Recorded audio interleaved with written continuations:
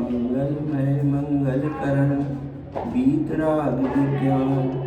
नमो ताहि जाते भये अरहंतादि महान। जो विद्यादि सागर सुधी गुरु है हितैषी। शुद्धात्म में निरत नित्य हितोपदेशी। वे पाप ग्रीष्म ऋतु में जल हैं सयाने। जो विशुद्ध सागर सुधी गुरु है हितैषी। शुद्धात्म में निरत नित्य हितोपदेशी। वे पाप ग्रीष्म ऋतु में जल हैं सयाने। पूजूं उन्हें सतत केवल ज्ञान पाने। पूजूं उन्हें सतत केवल ज्ञान पाने। पूजूं उन्हें सतत केवल ज्ञान पाने। आचार्य भगवान विशुद्ध सागर महाराज ने समय देशना ग्रंथ में लिखा है। पहला, ज्ञानियों ध्यान दो, जिस जीव को शुद्धात्मा का ज्ञान नहीं है उस जीव को सम्यक दर्शन हो ही नहीं सकता है। पहला प्रश्न, जिस जीव को अशुद्ध आत्मा का ज्ञान नहीं हो वह सम्यक दृष्टि हो ही नहीं सकता है। अशुद्ध आत्मा आत्मा को इसलिए जानेगा कि यह अशुद्ध आत्मा है, कर्म बंध से युक्त है, इसे मुझे शुद्ध करना है। शुद्ध आत्मा को जानेगा कि शुद्ध नाम की कोई वस्तु है, उसकी प्राप्ति के लिए पुरुषार्थ करेगा। अब यह प्रश्न हो सकता है कि अशुद्ध किसका ध्यान करेगा, अशुद्ध का कि शुद्ध का? भैया, अशुद्ध अवस्था में ध्यान करेगा। अभी इसको एकांत में दो पक्षों में ले जाइए। अशुद्ध आत्मा ही शुद्ध आत्मा का ध्यान करेगा। ठीक है, पहले यह निर्णय कर लो कि जो भी ध्यान करता है वह अशुद्ध ही होता है। अशुद्ध आत्मा जो है वह ध्यान दशा में दृष्टि में शुद्ध को लाएगा तभी शुद्ध बनेगा। परंतु जो अशुद्ध आत्मा है, जो ध्यान करने वाला है, जो ध्यान कर रहा है, वह शुद्ध नहीं है। इतना ध्यान में रखना। जो शुद्ध होता है वह किसी का ध्यान नहीं करता है।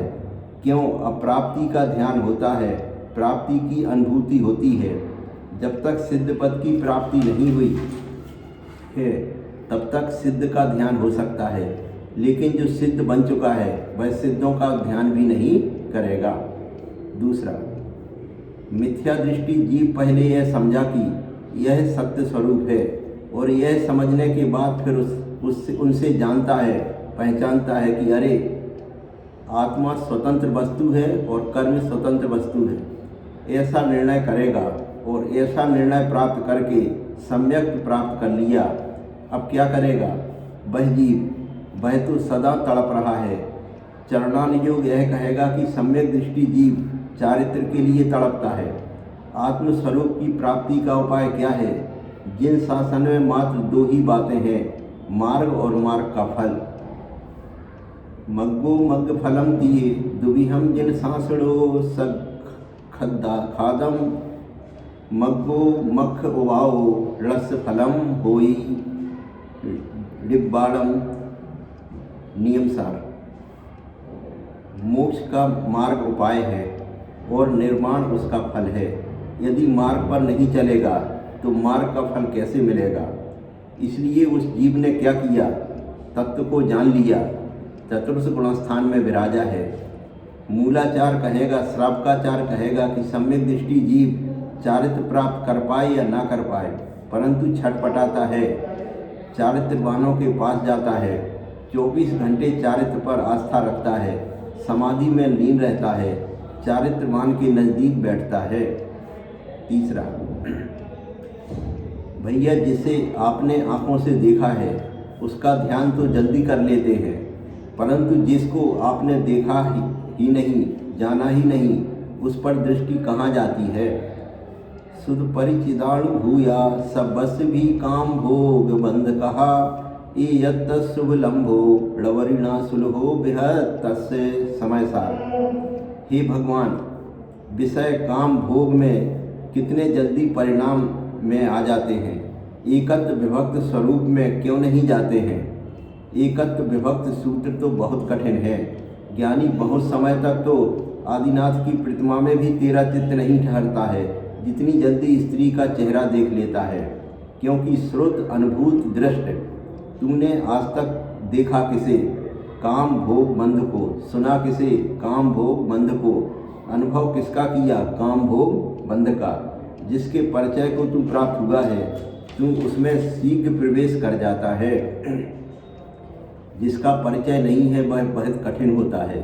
इसलिए पहले हमें अरहंत से परिचय लेना पड़ता है, और जहाँ अरहंत नहीं मिलते हैं वहाँ निर्ग्रंथ से परिचय लेते हैं, निर्ग्रंथ नहीं मिलते तो ग्रंथों से परिचय लेते हैं। ज्ञानी फिर चतुर्थ गुणस्थान वर्ती जीव शुद्ध आत्म तत्व पर श्रद्धान क्या करता है कि बंध आत्मा अवश्य हूँ, परंतु मेरा आत्म स्वभाव जो है निर्बंध है। पंच परमेष्टि का आश्रय लेता है और भावना में निज निर्बंध आत्मा का आश्रय लेता है। अब यह व्यवस्था चलेगी छठवें गुणस्थान तक। सप्तम गुणस्थान में प्रवेश करेगा यह जीव तो रहेगा अशुद्ध, और जो परगत भूत तत्व पंच परमेष्टि विराजते थे उन्हें भी अन्य तत्व कहेगा, और कर्म से लिप्त इस आत्मा के अंदर निस्वभावी भगवान आत्मा है, उसी का सहारा लेगा। शुद्ध का आश्रय लेगा तो शुद्ध बनेगा, अशुद्ध का आश्रय लेगा तो अशुद्ध बनेगा। लेकिन पंच परमेष्टि जो है वे शुद्धाशुद्ध हैं। सिद्ध परमेष्टि शुद्ध हैं, अरहंत परमेष्टि शुद्धाशुद्ध हैं, उसके नीचे के 3 परमेष्टि अशुद्ध हैं। वर्तमान में शुद्धि के लिए पुरुषार्थरत हैं। जो शुद्ध को प्राप्त करना चाहता है वह शुद्ध का ही आश्रय लेता है, ऐसा एकांत नहीं है। जो शुद्ध की प्राप्ति चाहता है वह अशुद्ध का भी आश्रय लेता है। कैसे? आप भगवान के दर्शन करने प्रतिदिन जाते हो, भैया आपने शांतिनाथ भगवान की प्रतिमा के दर्शन किए, क्या वह शुद्ध है? ना वह शुद्ध है ना अशुद्ध है, वह तो जड़ बिंब है। अहो जड़ बिंब के दर्शन से मेरा चैतन्य बिंब जागृत होता है। पिताजी की फोटो देखकर ऐसा भान मन में आता है कि यह मेरे पिताजी हैं। यही कारण है कि जिन शासन में प्रतिमा की पूजन है। ज्ञानी शुद्धात्मा की प्राप्ति चाहिए तो पहले अशरीरी सिद्ध भगवान को जानना, फिर अपने शुद्ध स्वभाव को पहचान कर अपने निज का ही आश्रय लेना। ज्ञानी वास्तव में लेना नहीं है, प्राप्त कर लेना, और शेष आश्रय स्वतः छूट जाएंगे। फिर अप्रमत्त दशा में प्रवेश करेगा। अब सुनो क्या कहेगा, शुद्धो हम नित्यो हम, भोज्ञानी सिद्ध हूँ, नित्य हूँ, असंख्यात प्रदेशी हूँ। जैसे मल से रहित ज्ञानमयी परम ब्रह्म सिद्ध शिला पर विराज रहे हैं, वैसा ज्ञानमयी आत्मदेव मेरे देह देवालय में विराजा है। यह तुम चिंतन करेगा चौथे से लेकर छठवें गुणस्थान तक। परंतु जब निर्विकल्प होगा तो चिंतन भी विराम लेगा, फिर तो जो है सो है। ज्ञानियों अप्रमत्त गुणस्थान में पहुंचने के पहले ऐसा चिंतन लाना ही चाहिए। यदि आप 15 मिनट भगवान की पूजन करते हो तो कम से कम थोड़े समय यह भी निकालिए, अपने भगवत स्वरूप का भी ध्यान करिए। चौथा, भैया यदि किंचित भी तुझे अपने परिणामों पर करुणा है, तुझे अपने परिणामों पर दया है, तो आज ही अपना निर्णय कर लेना कि मैं उन निमित्तों से दूर रहूँगा जिन जिन निमित्तों से मेरे परिणामों में विकार आते हैं, कसाय भाव अशुभ भाव आते हैं। इस जीव ने परद्रव्यों में रागादि भाव करके संसार में भ्रमण किया है। इसका मुख्य कारण अंतरंग में ममत्व बुद्धि है। हे ज्ञानी, तुम सबके बीच रहकर भी किसी को अपना मत स्वीकारना, सदा सावधान रहना। यदि वृद्धावस्था के कारण आप मुनि नहीं बन पा रहे हो तो मैं आपको टेंशन नहीं देता। तन से मुनि बन पाओ या ना बन पाओ, परंतु मुनि रूप मन बनाकर चलना। सबके साथ रहकर भी सबके बीच नहीं रहना। चर्या का मुनि नहीं बन पाए तो कम से कम मुनि मन का मुनि तो बनाकर रखना, 24 घंटे बनाकर रखना। 5वां, यदि निज को जानना है तो पर को जानने का विसर्जन करना होगा आज ही। जिस आयु से मैं वीतराग बनकर ध्रुव भगवान बनने वाला था, उस आयु कर्म को मैंने पर के राग में विलीन कर दिया। जो नाना जीवों में परिचय बढ़ाता है तो वह स्वयं से अपरिचित होता है। परिचय करना छोड़ दो, यथार्थ बता रहा हूँ, अपरिचित रहने में ज़्यादा आनंद है। छठवां, मन वचन काय की चंचलता को रोककर निज आत्म तत्व को स्थिर कर लेना, इसका नाम आत्मयोगी है। मेरा तो सोच है कि दिगंबर मुनि को मूर्ति के समान बैठे रहना चाहिए, जैसे मंदिर में मूर्ति रहती है, ना किसी से राग ना द्वेष, कोई भी विकल्प नहीं। निज के परिणामों को निज से कलुषित करना निजात्मा का निजात्मा पर उपसर्ग है। सातवां, कुछ भी नहीं करने का जो संस्कार है वह दीक्षा है। कुछ नहीं करना यह संयम है। कुछ नहीं करते हुए मोक्ष सुख मिल जाए उसका नाम मोक्ष है।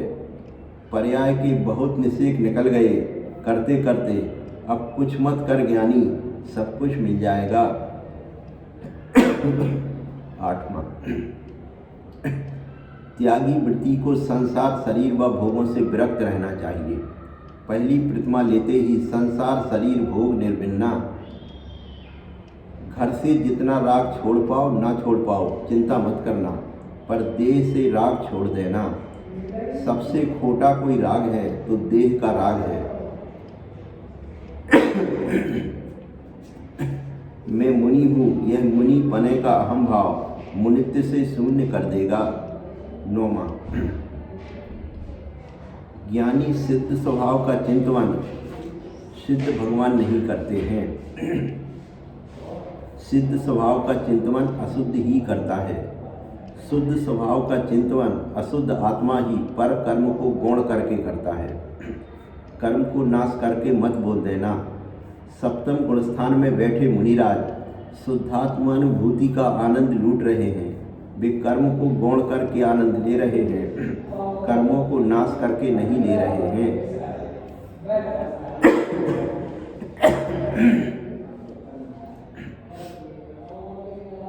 जब तक अंदर बाहर का कोलाहल बंद नहीं करोगे तब तक वह परम तत्व समझ में नहीं आएगा।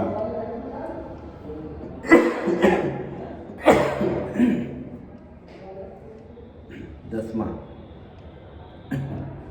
समझो संक्षेप में मोक्ष मार्ग क्या है।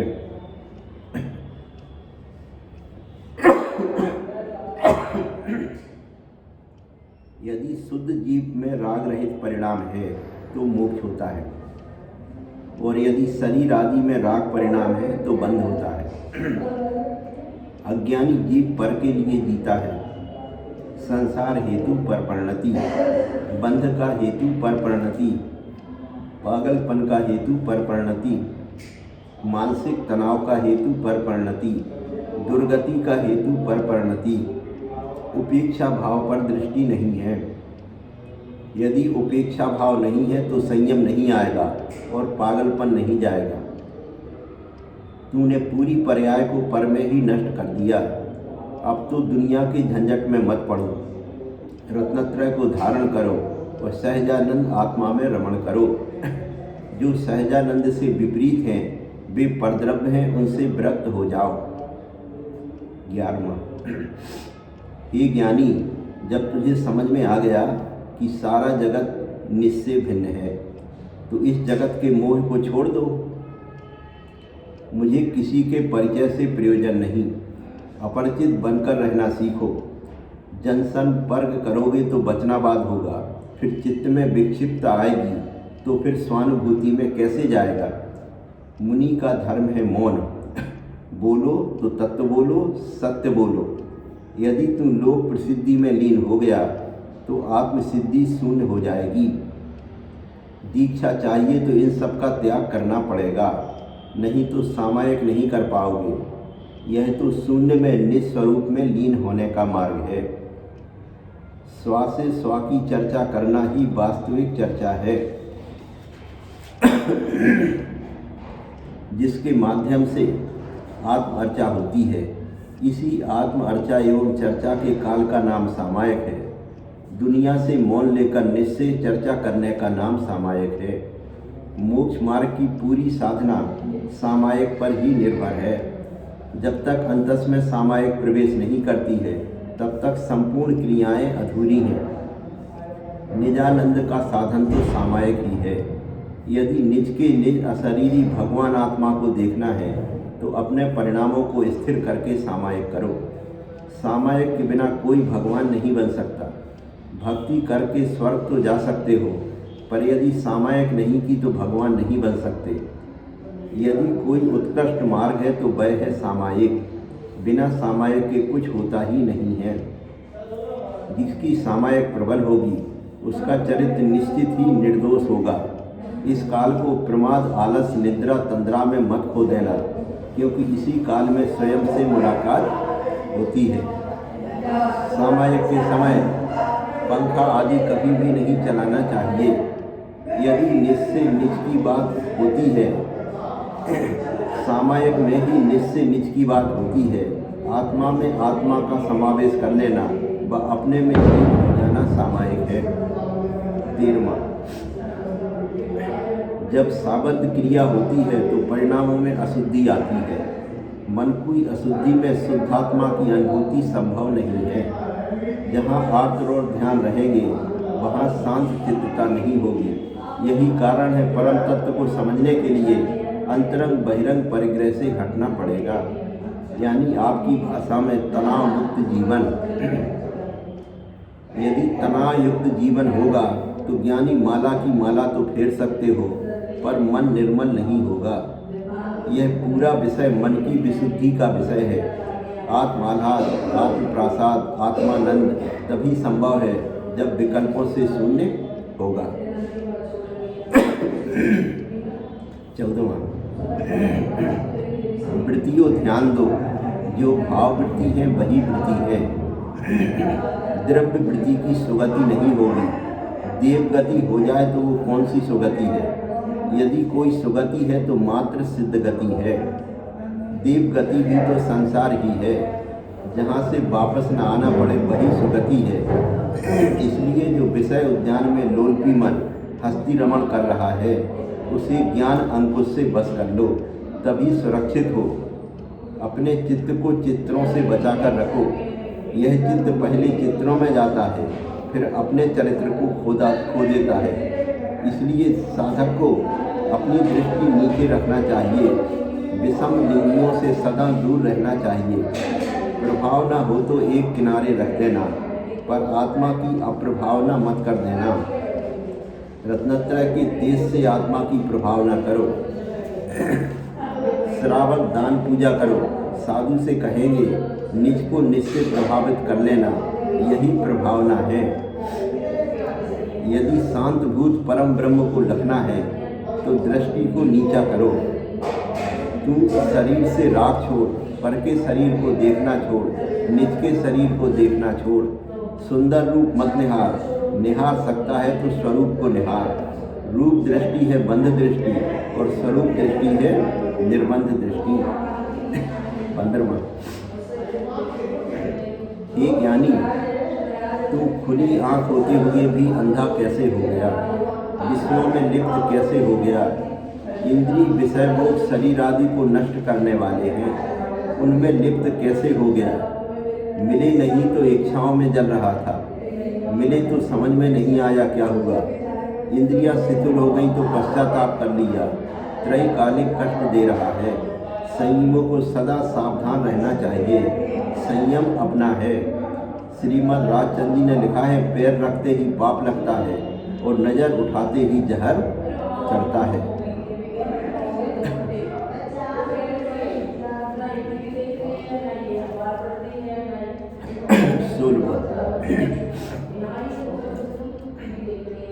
वर्तमान में पंचम काल में मुझे अल्प समय मिला है। अब मुझे इस अल्प समय में अपना कल्याण करना है, संसार की बातों में नहीं आना है। इस अल्प समय में यदि मैं किसी पक्ष में जीऊँ तो उसकी पुष्टि में अपने विवेक, ज्ञान और पर्याय को नष्ट करूँ या फिर तत्वबोध प्राप्त करूँ। आचार्य ब्रह्मदेव सूर्य ने बृहद द्रव्य संग्रह की टीका में लिखा है, हे ज्ञानी, तत्व चर्चा उतनी ही करना चाहिए जिससे विसंवाद ना हो।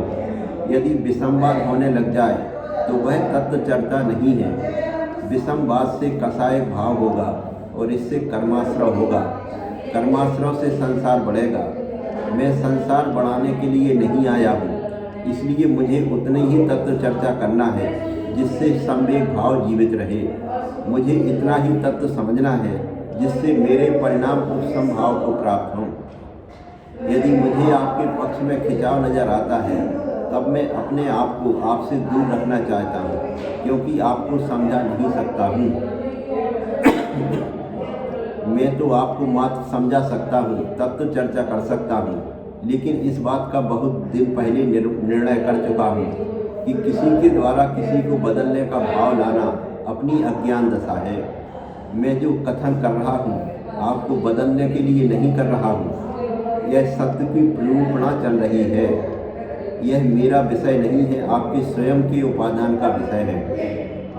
यदि उपादान पवित्र है और अब बदल जाएंगे तो मैं निमित्त कहलाऊंगा, लेकिन यदि उपादान प्रबल नहीं है तो ज्ञानी ऋषभदेव भगवान भी मरीच को नहीं बदल पाए।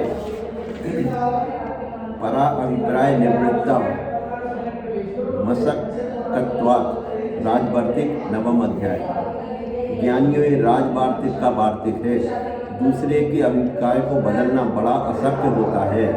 अतः हम सभी को अपना कल्याण करना है और उन निमित्तों से दूर रहना है जिन जिन निमित्तों से हमारे परिणामों में विकार आते हैं, अशुभ भाव आते हैं।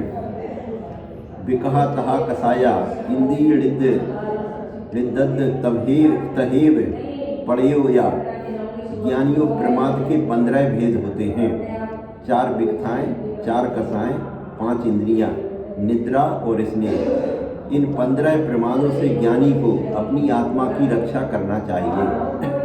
जब तक 15 प्रमाद रहेंगे तब तक तुम संसार से पार नहीं हो सकोगे। यह अपनत्व दशा 6वें गुणस्थान तक रहती है, इसलिए 6वें गुणस्थान का नाम प्रमत्त विरत है। यह चित्कबरा गुणस्थान है। गोमटसार ग्रंथ में आचार्य नेमचंद स्वामी ने कहा है कि जैसे कबूतर चित्कबरा होता है, ऐसे ही इस गुणस्थान में संयम ही चमकता है और दोष भी दिखते हैं। 7वें गुणस्थान से अप्रमत्त दशा है। ज्ञानी ध्रुव सत्य यही है कि साधकों को स्त्री कथा, चोर कथा, भोजन कथा, राज कथा ये 4 विकथाएँ नहीं करना चाहिए। कदाचित हो जाए तो संयम का नाश नहीं होगा, इतना भी ध्यान रखना।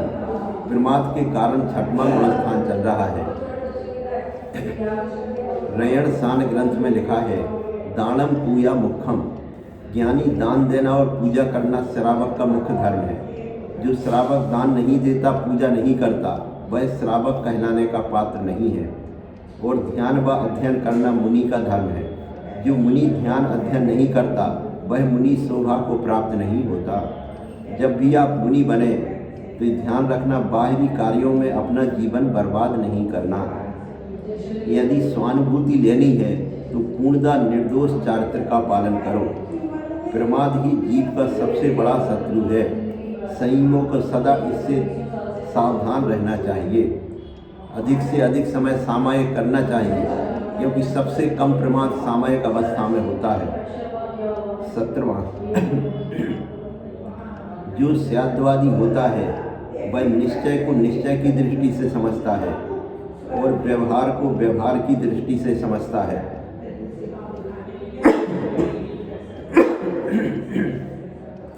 यदि व्यवहार पूरा झूठा हो जाएगा तो हमारा शास्त्र प्रवचन क्यों? फिर तीर्थंकर की देशना क्यों? तीर्थंकर का एक उपदेश सुनकर सैकड़ों हजारों लाखों जीव एक साथ संयम धारण करते हैं। यह प्रभाव पड़ता है। बोलते भगवान और मौन भगवान का बहुत फर्क पड़ता है। समझो, ज्ञानी मौन भगवान को देखकर आप तुरंत वापस आ जाते हो और बोलते भगवान के पास आकर बैठ जाते हो। जब तीर्थंकर के समावसरण में दिव्य ध्वनि नहीं खिड़ती है तो सब दर्शन करके चले जाते हैं, और दिव्य ध्वनि खिड़ती है तो सुनने बैठ जाते हो। इस दुर्लभ मनुष्य पर्याय में हम सभी को अपना कल्याण करना है, संसार की बातों में नहीं आना है।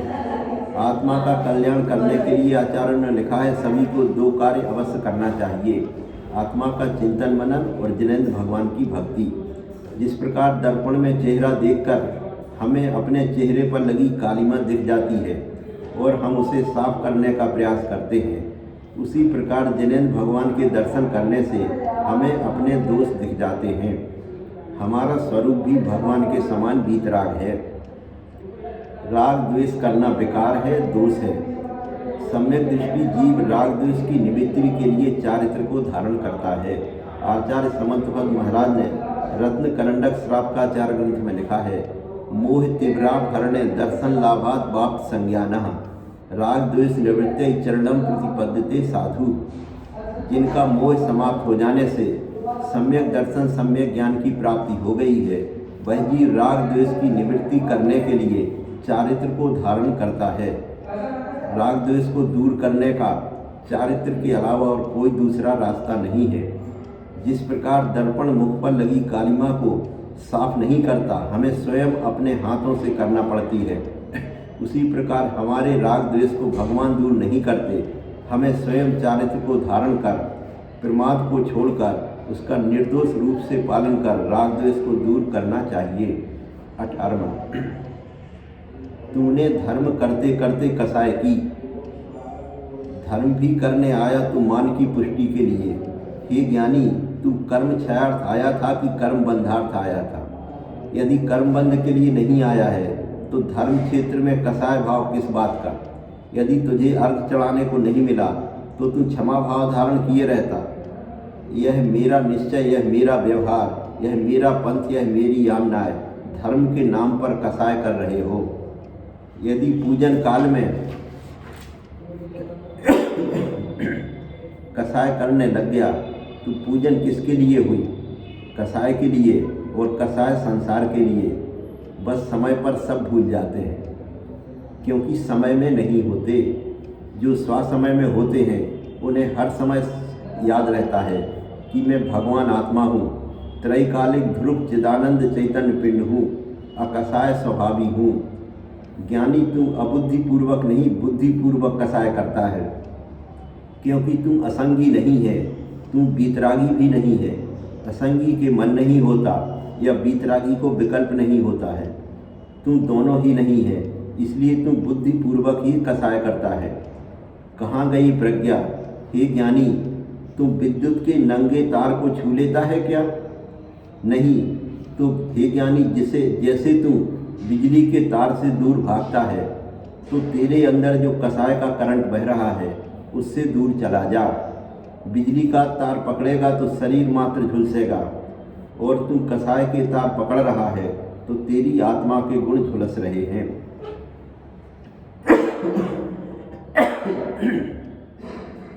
29वां,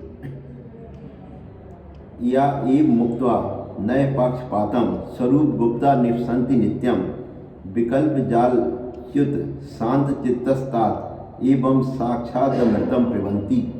24वां कलश।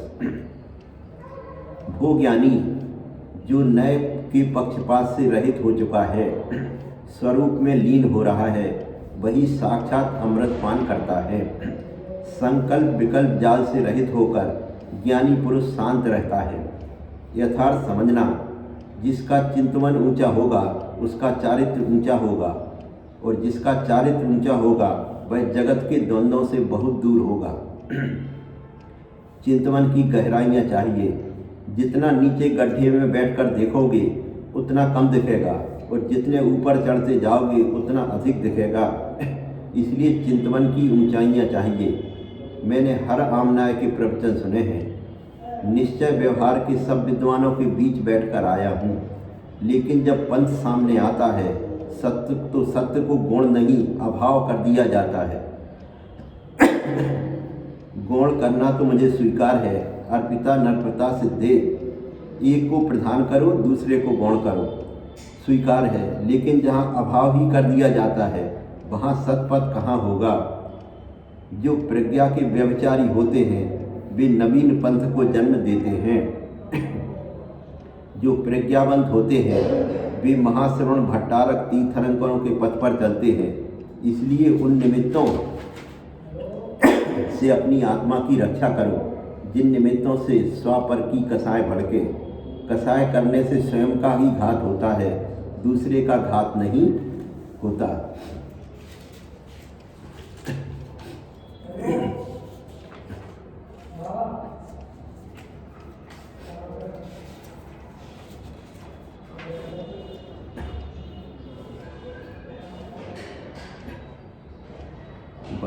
पंडित बनारसी दास जी ने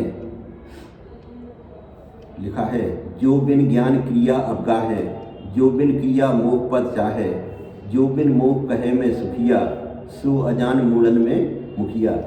मूर्खों के सरदार 3 प्रकार के होते हैं। एक वे जो बिना ज्ञान के क्रियाएं करते हैं, दूसरे वे जो बिना चारित्र को धारण किए मोक्ष प्राप्ति की इच्छा रखते हैं, तीसरे वे जो कहते हैं हम तो यही सुखी हैं, मोक्ष जाने की क्या ज़रूरत है। जब प्रतिक्रमण करते हैं तो व्यवहार को मुख्य किया जाता है और निश्चय को गौण किया जाता है। पापिष्ठ हैं दुरात्मना जड़धिया माया बिना लोभिना, हे भगवान मैं पापी हूँ, दुष्ट हूँ, दुरात्मा हूँ आदि। और जब सामायिक करते हैं तो व्यवहार को गौण किया जाता है, निश्चय को मुख्य किया जाता है। अनंत शांत स्वरूपो हम, निर्विकल्प स्वरूपो हम, चिदानंद स्वरूपो हम, अनंत सुख स्वरूपो हम, शुद्ध चिद्रूपो हम। चैतन्य तत्व पर से न्यारा झलक रहा, वह परम ज्योति ज्ञानमय सदा दमक रहा। मैं ही सिद्ध हूँ, मैं ही शुद्ध हूँ, मैं ही ज्ञेय ज्ञाता ज्ञान हूँ, भगवान हूँ, भगवान हूँ, भगवान हूँ, भगवान हूँ। मैं ही सिद्ध हूँ, मैं ही शुद्ध हूँ, मैं ही ध्येय ध्याता ध्यान हूँ, भगवान हूँ, भगवान हूँ, भगवान हूँ। मैं स्वयं सिद्ध भगवान था, मैं स्वयं सिद्ध भगवान हूँ, भगवान हूँ, भगवान हूँ, भगवान हूँ, भगवान हूँ आदि अनेक प्रकार से तत्व चिंतन किया जाता है।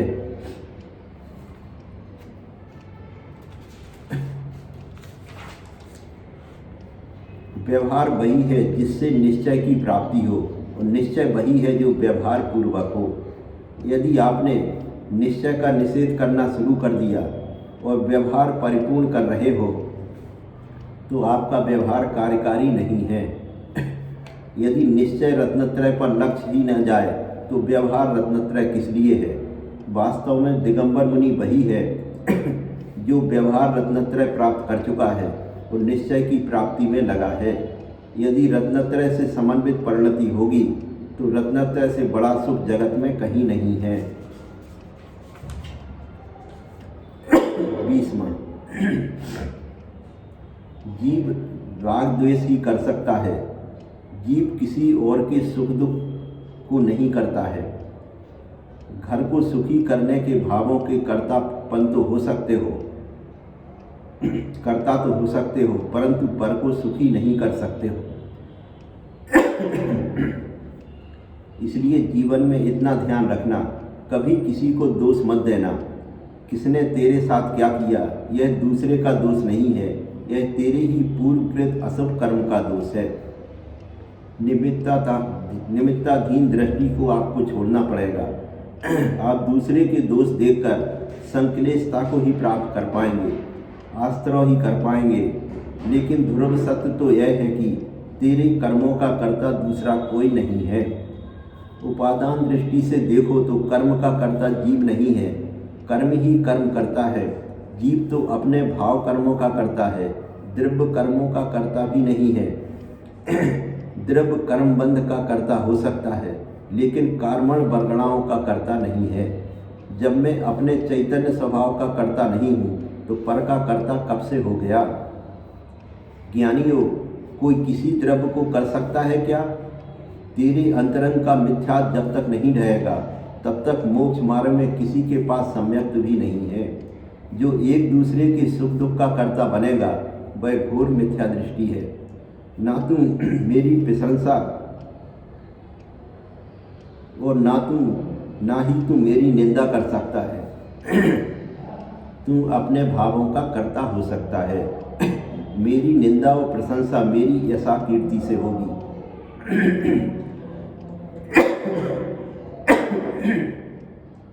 जब यश और अपयश मेरी आत्मा का धर्म नहीं है तो मेरी निंदा न मेरी प्रशंसा, न मेरी निंदा न मेरी प्रशंसा।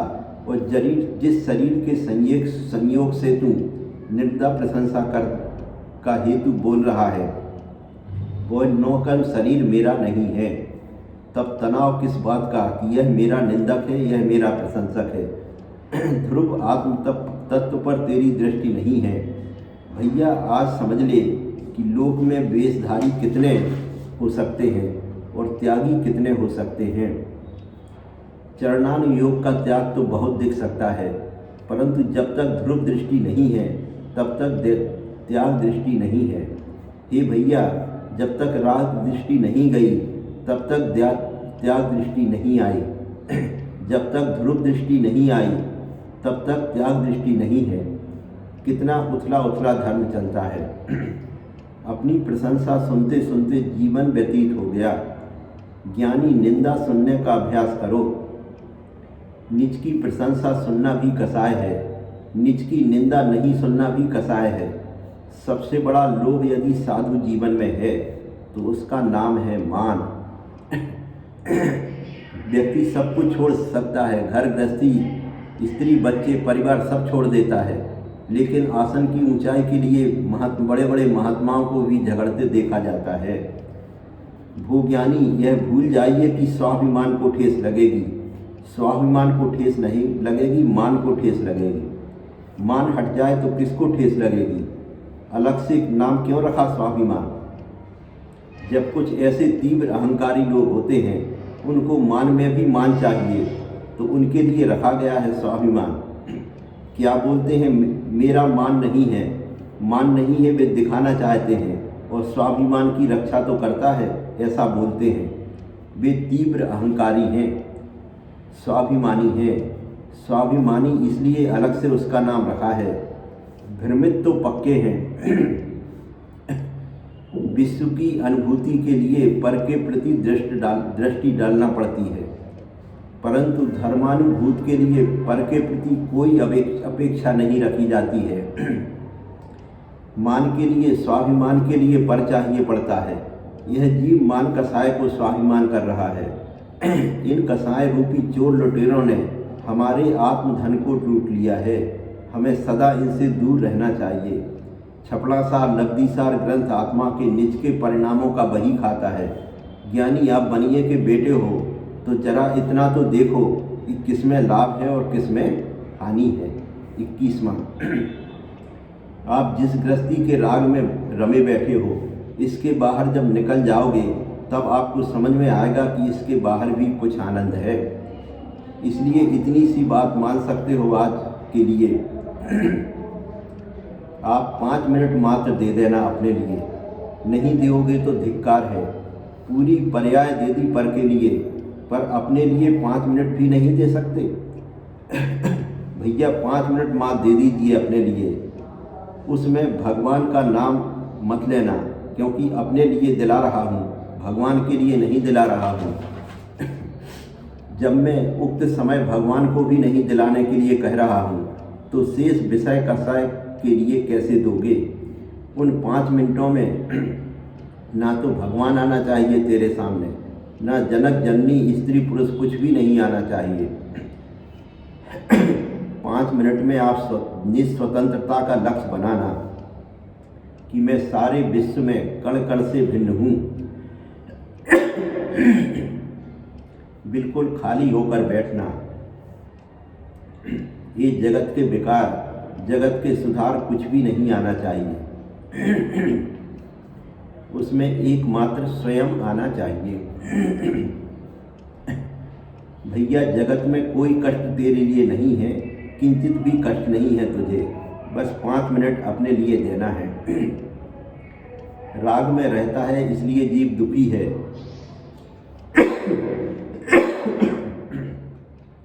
राग की पुष्टि नहीं होती है तो कहीं द्वेष करता है, कहीं राग करता है, परंतु है कुछ नहीं।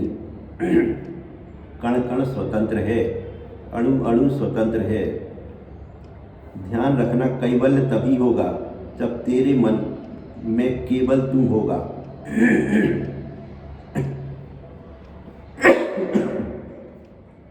यदि तू अपने मन में पर को बैठाए रखेगा तो ना तू केवल होगा और ना कैवल्य को प्राप्त कर पाएगा।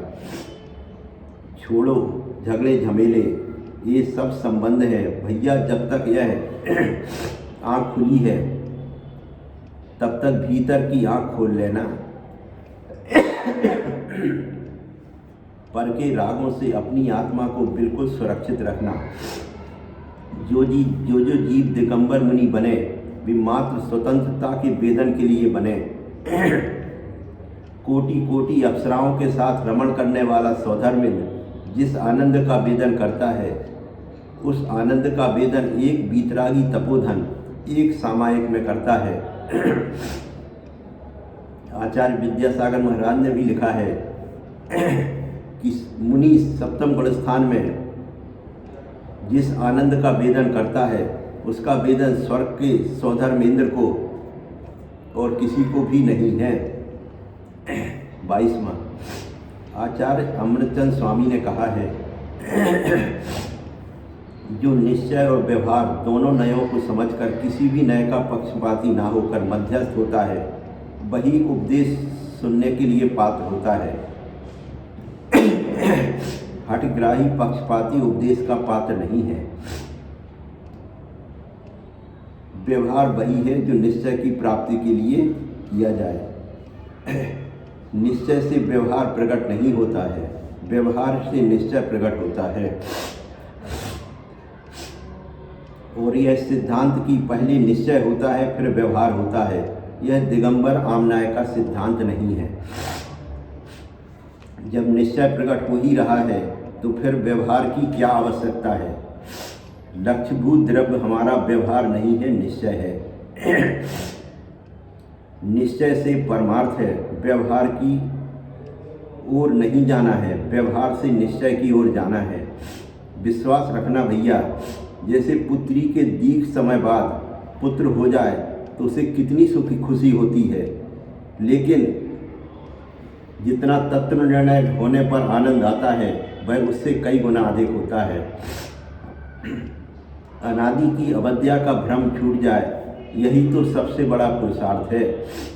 सबसे पहले दीर्घ संसारी जीव, अनादि मिथ्या दृष्टि जीव, अनादि मिथ्यात्व के ही टुकड़े करता है। और जब मिथ्या टूट जाए तो सम्यक होते ही ज्ञान सम्यक हो जाता है और चारित्र को पुरुषार्थी ग्रहण कर लेता है।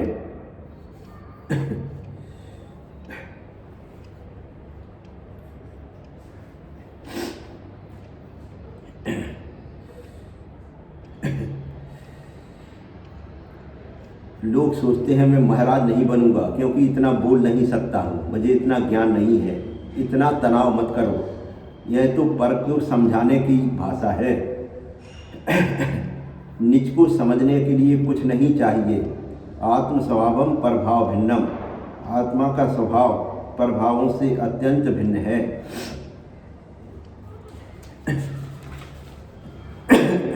23वां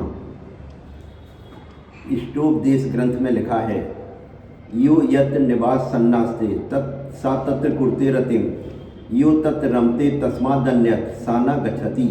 जिसका चित्त जहाँ निवास कर रहा है वह वहीं रमण को प्राप्त होता है, अन्यत्र जाता ही नहीं है। परिपूर्ण सुनिश्चितता से यह सूत्र स्थापित कर लेना, चित्त का चंचल स्थिर करना हमारे हाथ में है। यह चित्त के साथ रस ना ले तो चित्त चंचल नहीं हो सकता है। यदि सामने टीवी चल रहा है तो परीक्षा की घड़ी है, आंख उठाकर मत देखना, संयम अपना है। 17वां आप कर्म बंध से तो डरते हो पर कर्म बंद नहीं करते। 24वां आप कर्म बंध से तो डरते हो पर कर्म बंद नहीं करते। कर्म बंद से मत डरो, उन कर्मों को करना बंद कर दो जिनसे कर्म बंद होते हैं। योगी कुछ नहीं करते, आप बहुत ऊंची ऊंची बातें करते हो। साधु ने ये छोड़ दिया, साधु ने वो छोड़ दिया। जो कर्म बंध के कर्म को बंद करके बैठता है उसी का नाम साधु है।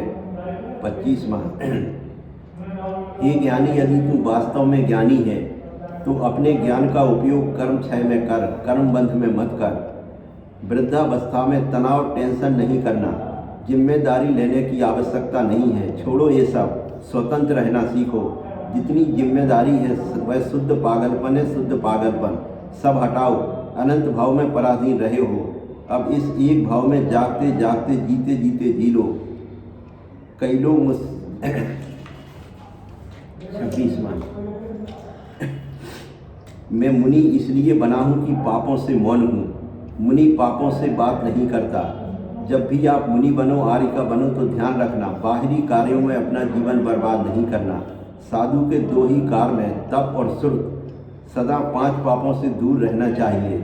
यदि आप महावृत्ति बन गए और निस्वभाव में लीन नहीं हो तो मुनि क्यों बने हो। आचार्य समर्थभर महाराज ने भी लिखा है, ज्ञान ध्यान तपो रखता साधु सा प्रशस्ते। वही साधु प्रशंसनीय है जो ज्ञान ध्यान व तप में लीन रहते हैं। 27वां, त्याग साधना के लिए होता है।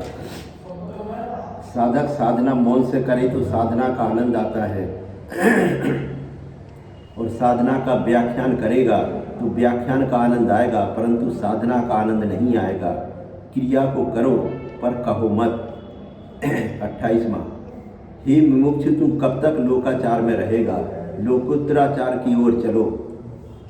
भाव का अभिनंदन कब तक करते रहोगे। अब तो भावातीत पर दृष्टिपात करो। आत्मगंगा में लीन होता है तो बाहरी गंगाओं से दूर रहो। जनश्रुति जन संपर्क स्वानुभाव का शत्रु है। गूढ़ विद्या में प्रवेश करना है तो छुपना सीखो, छपने से घबराओ। लोकोत्तराचार में लवलीन होना है तो लोकाचार से प्रकृतत्व भाव का चिंतन करो। तो परद्रव्य का संयोग विकारी बनाता है, लालसा बढ़ाता है, अतः परद्रव्य से निवृत्त हो जाओ। 29वां, हे मुमुक्ष, जब भी आप मुनिराज बनने के विचार में आए और जब भी योगीश्वर बने, इस बात को आज डायरी में नोट कर लेना कि जगत की ऐसा कीर्ति तो किसी भी पर्याय में मिल सकती है, पर अप्रमत्त दशा की स्वानुभूति का अनुभव निर्ग्रंथ अवस्था मात्र में ही होता है। इसे प्रपंचों में नष्ट नहीं करना, इसे तो प्रकाश की ओर ले जाना। आपको सब मिल सकता है, पर आत्म वैभव निज मुद्रा जिन मुद्रा में ही मिलता है। 30वां, हे ज्ञानी, कैसी भी विपरीत परिस्थिति आ जाए परंतु अपने आप को कष्ट में नहीं स्वीकारना। विश्व में कष्ट तो दिए जा सकते हैं लेकिन दुखी नहीं किया जा सकता।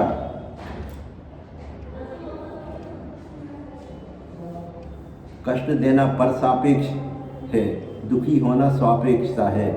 कष्ट निमित्ताधीन हो सकते हैं परंतु दुखी होना अथवा न होना स्वाधीन है।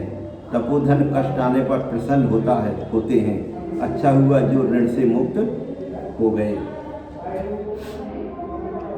महावीर भगवान की जय।